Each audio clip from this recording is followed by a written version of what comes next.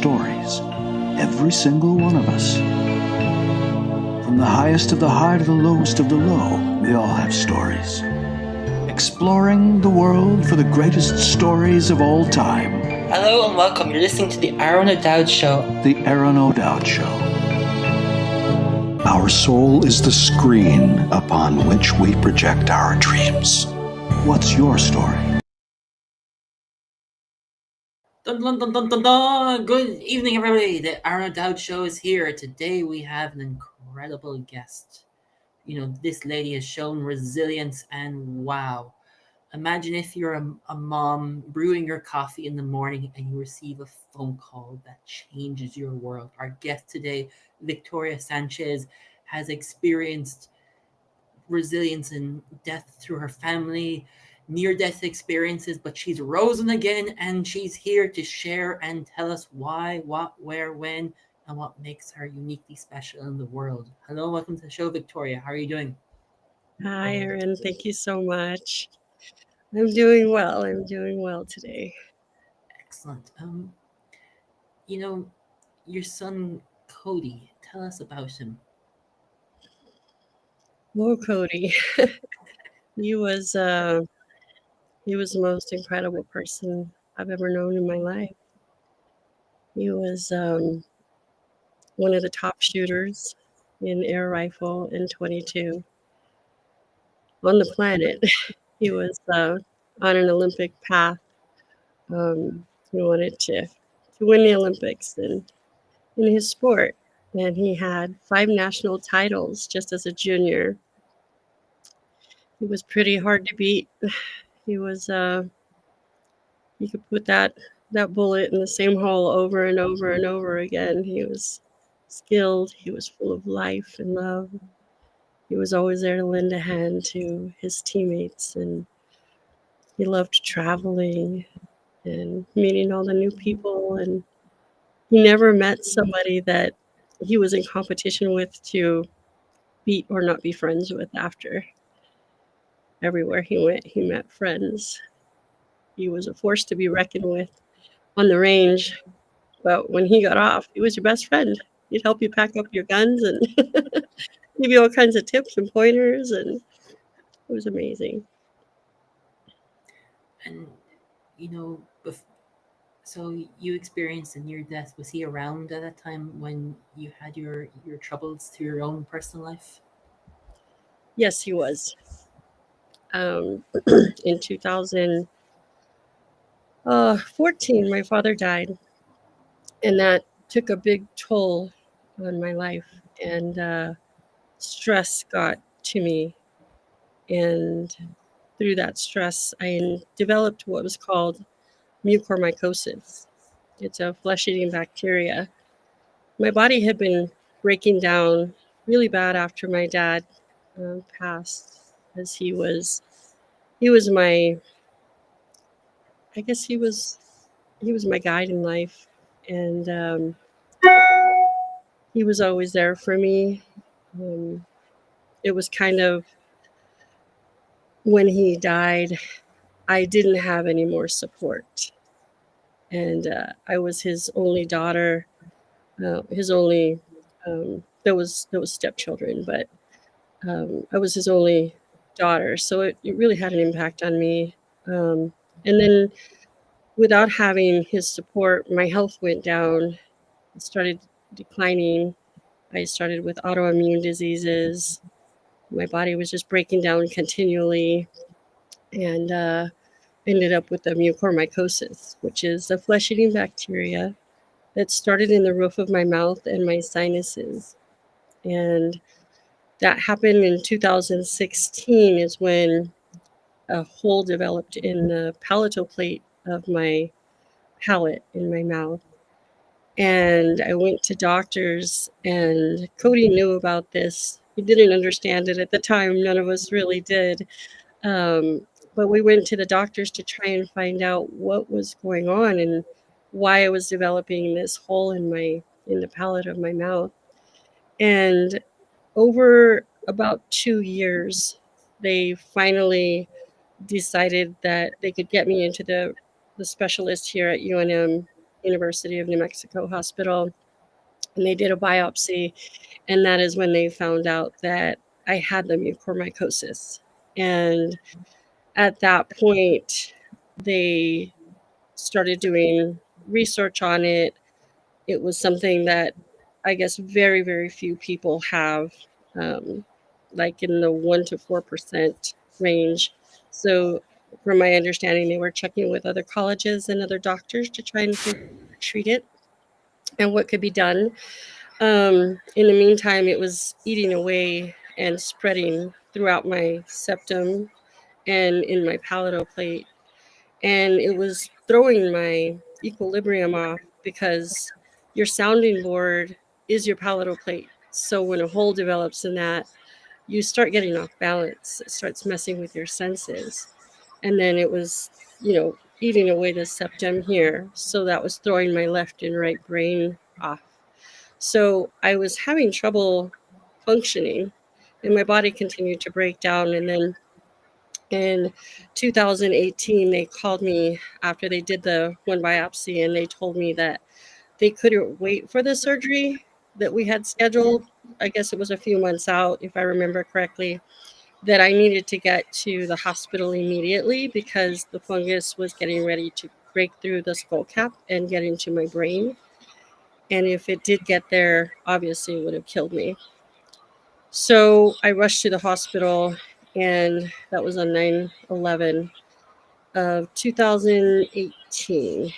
And then they did a surgery where they scraped out that fungus and then put me on some really harsh medication. They thought I would probably have to have a kidney transplant after because this medication is so intense. And um, I had like a 15% chance of living. And then after they gave me like a 5% chance of getting through this, and I had two more surgeries. They removed the center in my nose, so I still don't have a center in my nose, and they removed the palatal plate. The idea was to drop the palatal plate down by cutting behind my front teeth on the top, dropping it down, and then cutting through the center, crossing it, and sewing it back together, and then attaching it back to my teeth. Well, when that happened, they got me out of the surgical room, took me back to my room, and it was like putting the wrong wires on a car battery. And my body, my mind, it surged, my brain, and it released all the stitches when they got me back to the room. So then the palatal plate completely retracted to the back of my throat. Now I'm left with a gaping hole, and there was no way to take me back into the surgical room. Um, Apparently, the doctor didn't have surgical rights to just get me right back in there. So they had suggested putting my roof back together through local anesthesia, and I knew that wasn't going to work. And the roof had, it was so messed up at that time. We just went ahead and let it stay balled up in the back of my throat with the hope that I would grow a new palatal plate. Um, it it's like having your vagus nerve cut in half because your vagus nerves run through your palatal plate. So I was sent home. The doctor that was working with me went into politics, and so I was put with other doctors. They didn't even know where to start. They had no idea what to do with me. I felt very lost, very lonely, and very confused. At this point, my mind is talking. I have no filter. People are not understanding me. My mind is seeing things, and I'm saying things that are not making sense to people around me because I'm talking in quantum physics and metaphysics and explaining everything that's going on, but I don't have a roof in my mouth to even really make the sound of the words come out properly. So it was very confusing for Cody, as I'm trying to tell him what's going on. Um, and people around me that they kind of thought I was crazy. I was like, I'm like, I see these things, I hear these things, I know what's going on, we can fix this. And they're like, yeah, sure. Sure we can. So I I ended up coming home. My body surged out from all the trauma. I was just completely dysregulated and having a really hard time. Obviously, my breath work wasn't right. I was a choking hazard. Food would come out my eyeball when I would eat. I couldn't I couldn't make sound right, and so I ended up dying a year later, and that was in 2019. I died in my home. I have a complete recollection of everything that had happened. I do a lot of interviews on that, and I wrote a couple books now about this experience, about going to the other side, and that'll be for another show. I'll tell about that, but Yes. 'cause that's pretty intense. But when I went over to the other side, I was blessed in a sense that they reprogrammed my brain. I came back with the ability to speak very clearly, but at very, very highly intelligent levels, um, way above my normal crowd of people, way above what they could understand.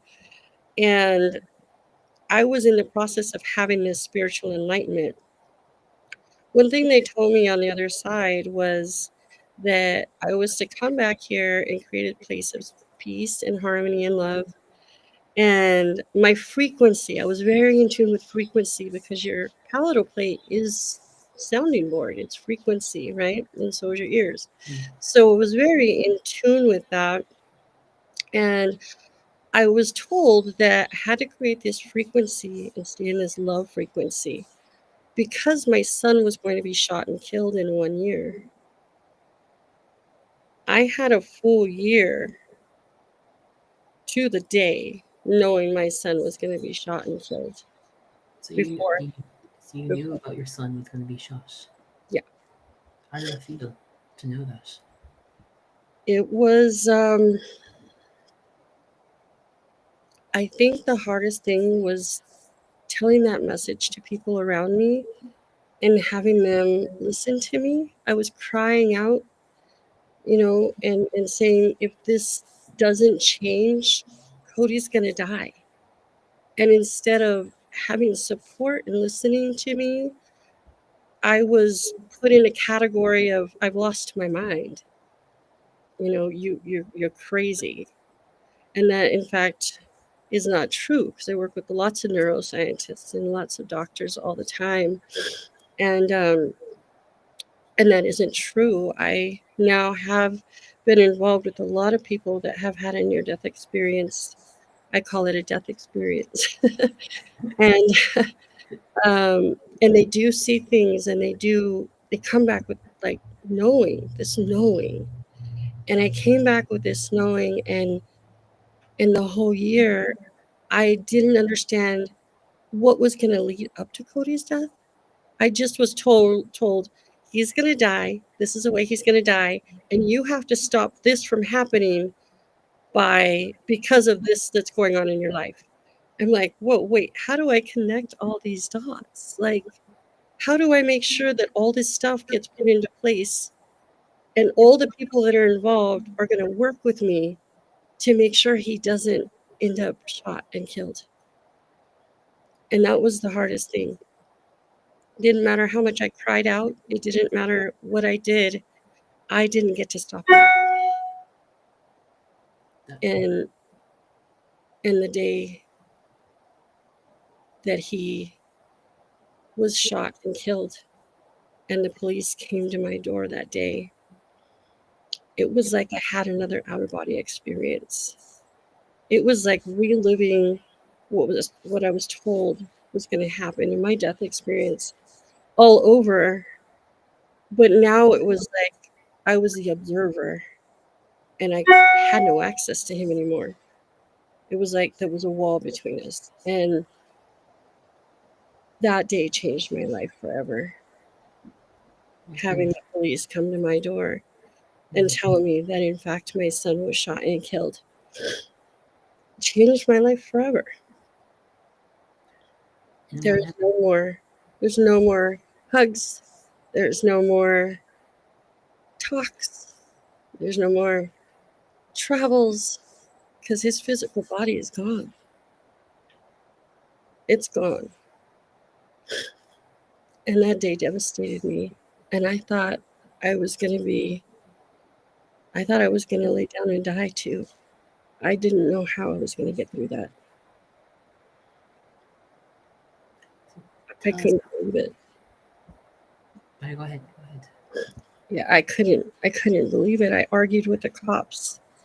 They came and it was about 1:30 in the morning, and I knew something happened the night before. I could feel something happening. And he died on my anniversary and also the day that I came back to life. And the day my grandmother died was on my wedding day. And everything happens for me around May 16th, on that May 16th. And that day they came to the door and told me he was shot and killed. And they told me Austin Sanchez. I said, I'm sorry, but that's not my son. You have the wrong person. I couldn't comprehend that it was Cody Austin Sanchez. I must have argued with the police for 15 to 30 minutes at the front door. They were going back and forth. I was like, no, you have the wrong person. I was just sitting on the cold concrete steps of my front door. And in my heart of hearts, I knew, but I didn't want to accept it. I didn't want to know that I was never going to see my son again. I definitely did not want to accept that. And that day, I had to be the one to call everyone in my family. They weren't answering. I was texting them a million times, 911, 911, 911. There was some people I was reaching out to for 7 hours, not answering their phone, not answering their text. I was so alone and so devastated. And I couldn't believe that he was gone. That connection, it was the connection you have with your child. And then I had to realize that they're not lying to me. They're not lying. And my neighbor came and she held me, and her brother had died as well when he was younger. So she did have experience with this. I was just begging her because even in my heart of hearts and my soul of soul, knowing that they are not lying to me, I wanted to go find my son. We're in the middle of COVID. They had just shut everything down. And I begged her. I was like, please take me to find him. She goes, where do I take you? I says, I don't know. We have to go. I'll know where to go. We were trying to get the police to tell us where the coroner was, where, how we could get there. We were told we weren't allowed there. It was the middle of COVID. I said, he's my son. He can't lay in this cold morgue by himself. Like, I need to find my son. And they said, no, ma'am, you cannot. And I still had my neighbor just drive me. I'm like, please take me there. I'll talk my way in. I will explain that I need to see my son. Please take me. And so she did. She drove me and she drove me and she drove me, and I never got to see him. There was no allowing me in. He was shot in the back of the head.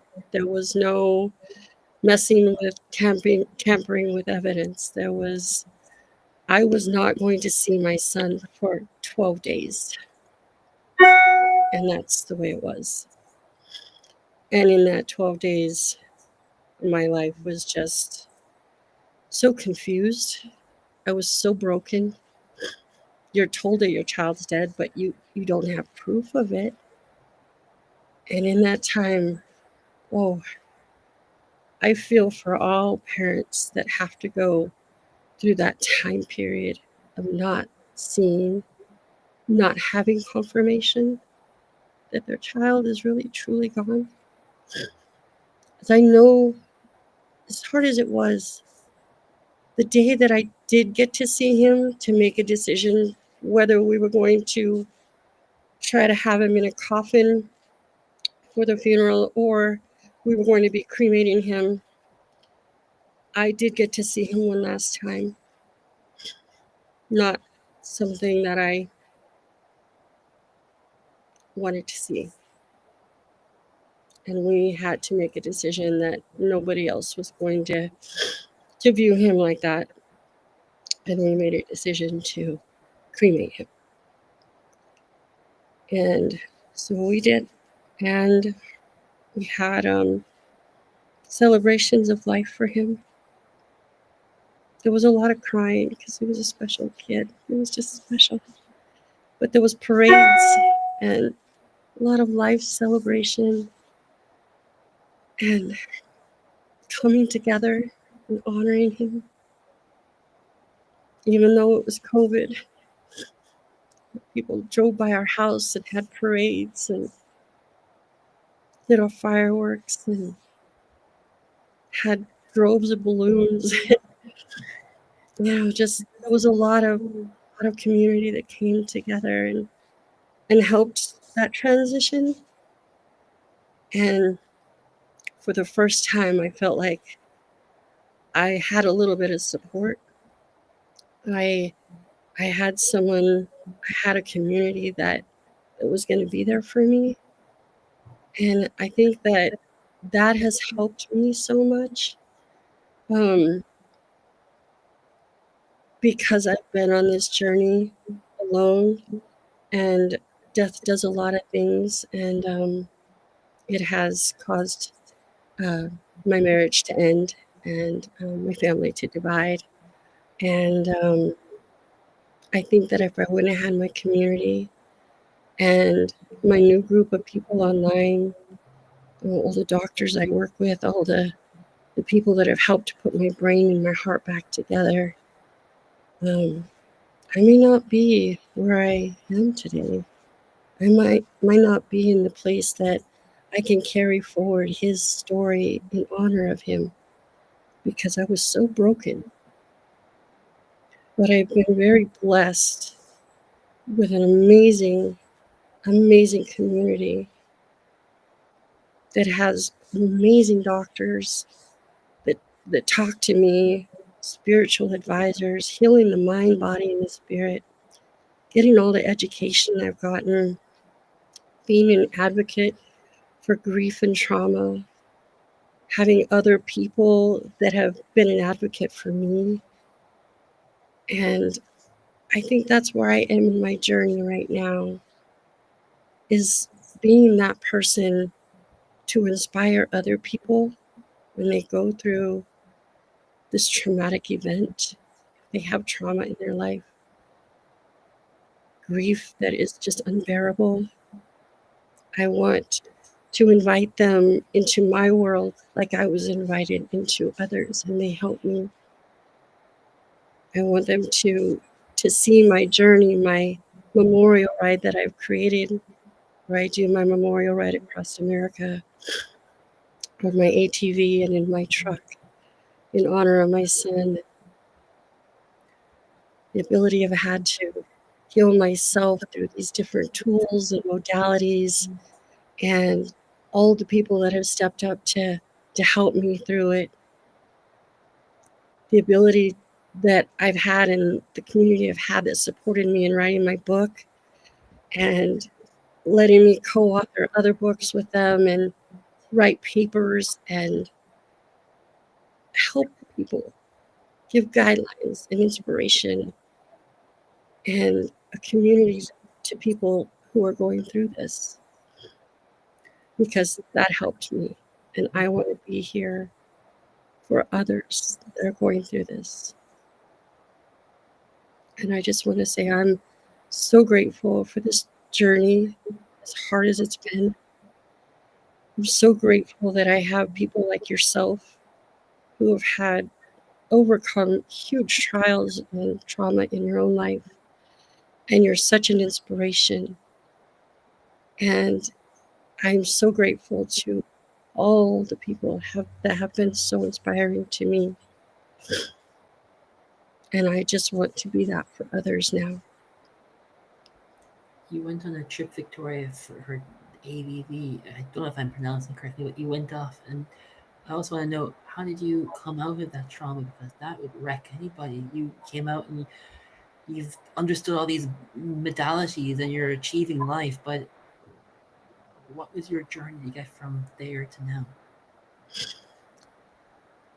Prayer and meditation, learning breath work, sound frequencies, sound healing, keeping myself in a state where I am around the right people that have harmonious frequency, keeping my inner self harmonious through chanting, through mantras, through higher education, learning about neuroscience, quantum physics, metaphysics, how the body works, how you can reconnect your mind, your body, and your spirit.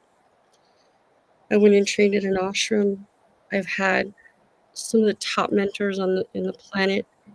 I just went to one of Tony Robbins' events again over the weekend, and um, the tools that I've learned, the tapping, the emotional frequency tapping, learning to come back into myself through meditation, um, prayer, neurolinguistic programming, or natural language process. I've gotten certifications and all of that. Um, Knowing that everything that comes out of my mouth, there's one mouth, but I hear it twice, just so does everybody else. So the words that come out of my mouth, learning to have the right words come out of my mouth of love, learning sound bowl healing, tuning forks, how to reprogram your mind, connecting the left and right brain. I've done a lot of Dr. Joe Dispenza, Dr. Bruce Lipton, worked a lot with their programs, balancing yourself out and being in the right environment with the right people has been a huge healing for me. Getting in touch with nature, learning the 5 senses and the 5 elements, going back into my Akashic records. I pulled my birth charts. I pulled where my stars align, where the stars align in my chart with what's in the environment and in the stars. I really tune myself to Mother Nature and hugging trees and feeling their frequencies because I don't have a palatal plate anymore, which is a filter of your mouth and the sounding board. Me and my doctor did work together and we created an artificial palatal plate, we call it, that goes in my mouth. And we have been able to grow scar tissue over that. So I don't have the gaping hole anymore, but it is just scar tissue. There's no senses there anymore. So because of that, not having those senses and not having a center in my nose, I have to keep left and right brain breathing. I do everything manually, where other people get to do it, the body does it automatically. So I become very heightened in my senses and I tune myself.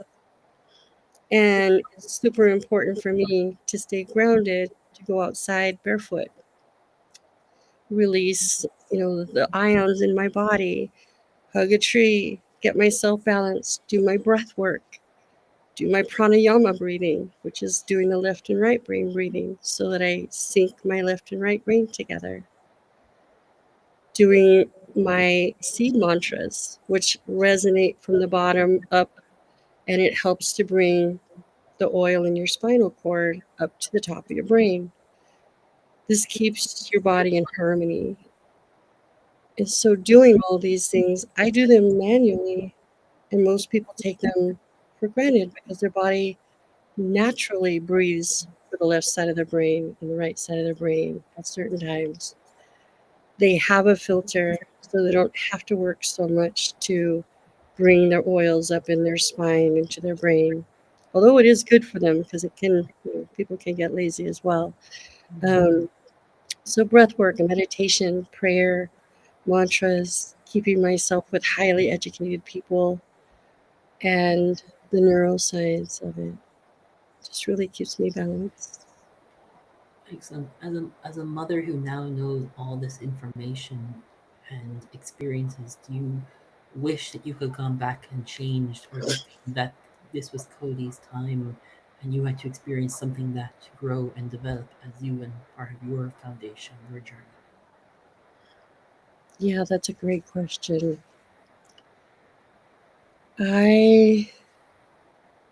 Looking back,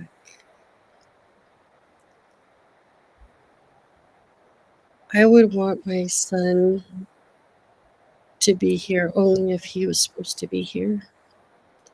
And I go into deep transcendental meditation. And what I have seen is Cody lived a very full life, and he lived the life he was supposed to live while he was here.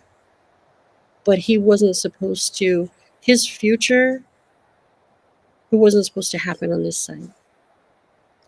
And he is where he is supposed to be.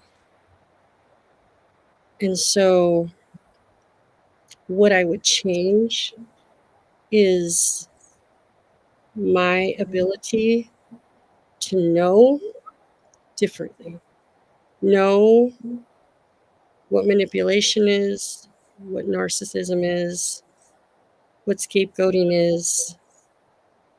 I wish I would have known that because I would have seen things differently and maybe been able to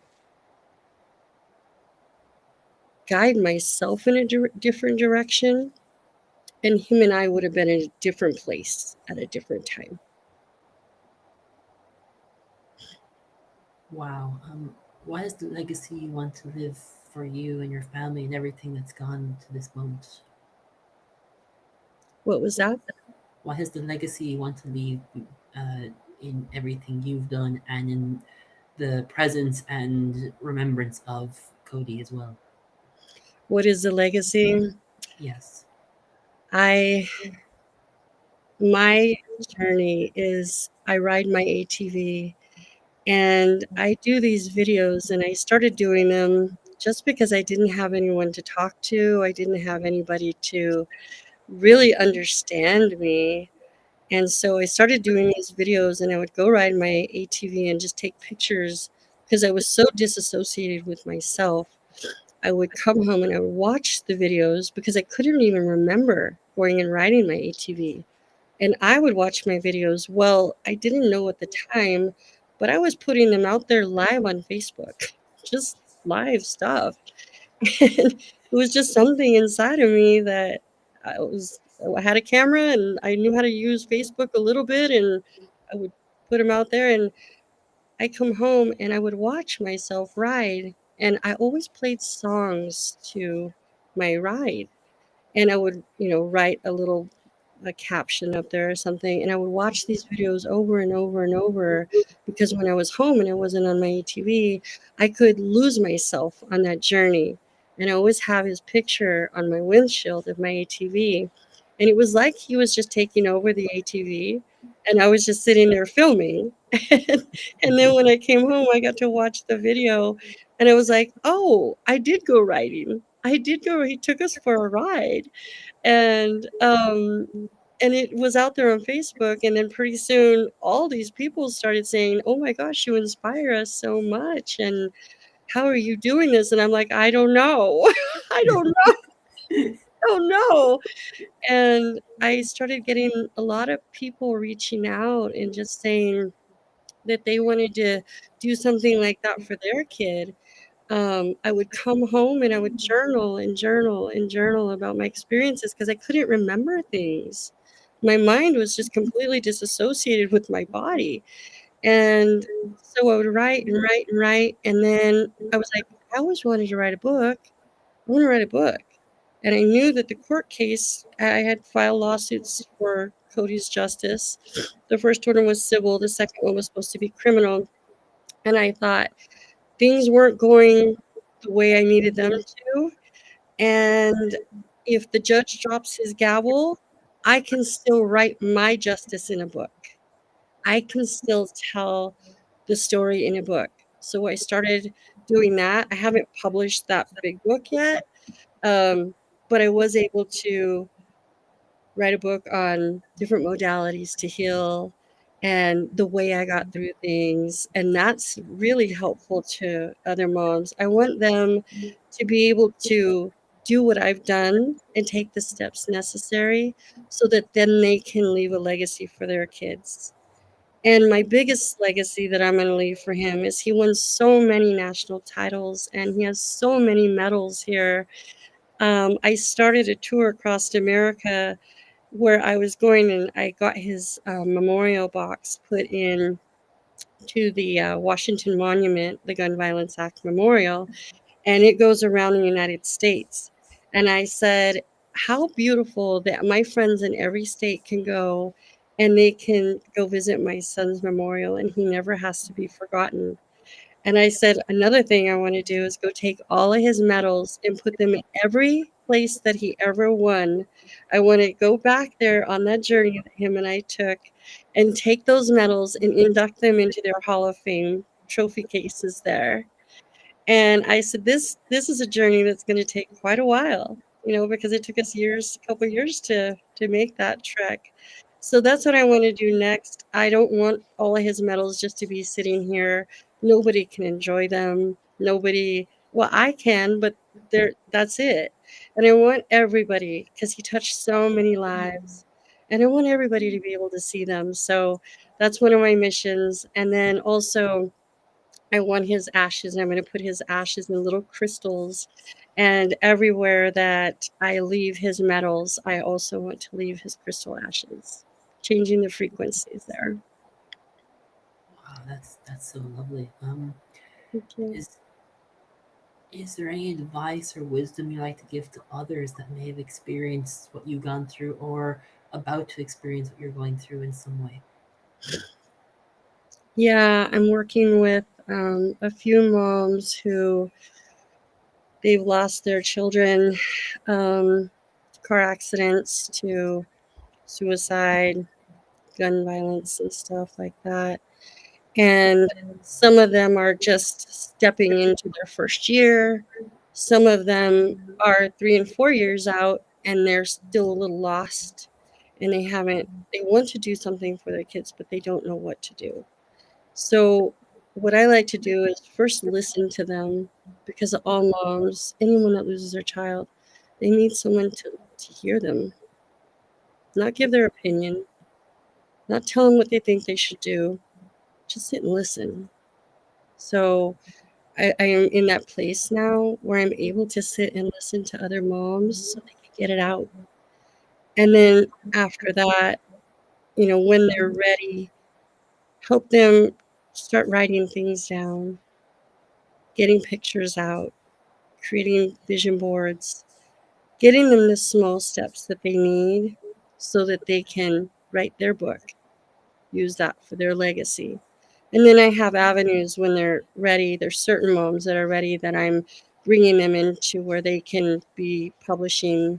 They're maybe already authors, and they can publish in magazines, be on the cover of magazines, be involved in TV and radio and other avenues like that. So it brands them in the end, and they can use that for the legacy for their children. They can create foundations and then give back to other moms, give back to others, and keep this cycle going, because I didn't realize how big this club that nobody wants to be in is. But there's a lot of people out there that are really hurting, really hurting. There's one group that I'm in that is over 8,000 women now. 8,000 women online, and that's just one of the groups that I'm in. So I really want to, they can go to ridewithvictoria.com. I have some free gifts in there. I have written blogs. I've done quite a few podcasts. You can see the transitions that I've made. If you watch my podcast, some of them I'm, just learning about it, and I'm, out of sync with things, and I'm kind of scattered. And I love that because you can see my development along the way. And it's okay for other moms to do that and not be afraid that, hey, I might not look okay on camera, or I'm not ready to talk. Sometimes you just have to get your story out because there is no one to talk to except for a camera. And that's okay. And then you can play it back later and you can check yourself a little bit and say, oh, okay, I understand that about the story and my mindset at the time. It's okay. Wherever you are in your journey, it's okay. And you have a safe space with me, like people provided a safe space for me. If you want to get into a workshop, you want to start reading about some of my things, follow me on Facebook, or any of my platforms, and you're ready to heal or whatever part of your journey you're in, I want to be there to advocate for you and provide that safe space and connect you with people that have helped me. I don't have to coach everybody to their success, but if I can connect you with someone who helped me, then I've done I've given you my gift, and I want to do that for people. I want to create that space for them. Excellent. Victoria, does Cody talk to you on a daily basis, give you nuggets, wisdom, and said, "Mom, what are you doing? Don't do that." Um, he not vocally so much, but he's in me. Like he's in my DNA, and I'll go to do something, and he was very stoic. And it's like I've integrated him into my DNA, and so I'll go to do something and my DNA will literally stop me, and it'll be like it's him. He's like, nope, we're not doing that. We're gonna be conscious minded about this. If I have a thought or something, I'll have it like the Tony Robbins says, get that thought out after 90 seconds, process it, we get it out in 90 seconds. And Cody used to listen to Tony as well. So I know that sometimes I'll get a thought process going and it's like maybe not the nicest or maybe not the healthiest. And it's like he's like, no, Mom, I got this, you got this, we got this. Because that's what we used to always say. I was his shooting coach and his homeschool teacher. And and so we always used to say that when he was going to shoot.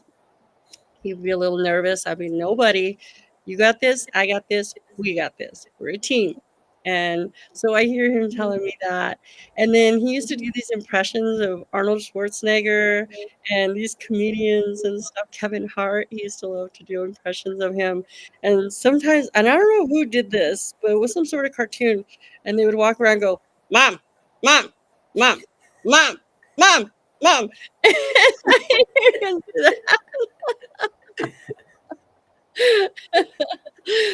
So I miss the little guy. He was something special, and he's all over. He's everywhere. I have pictures of him everywhere, and his ashes are here with my dad and my fur baby. She was my service baby, and my mom's ashes, and I have a whole shelf over here, and he's always here. I'm never afraid. I've never been afraid. Like I used to be afraid of ghosts and this and that. No, not me anymore. It's like spirits talk to me. Talk to me.